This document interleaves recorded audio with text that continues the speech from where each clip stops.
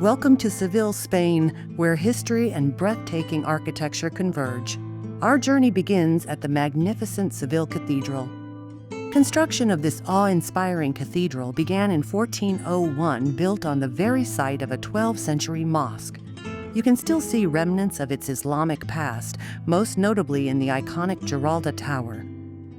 The Giralda, originally the mosque's minaret, was beautifully preserved and transformed into the cathedral's bell tower.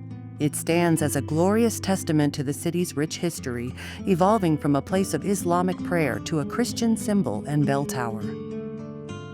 Today, the Giralda bell tower houses 24 bells, and at its very pinnacle, reaching towards the heavens, stands a magnificent bronze statue known as El Giraldillo.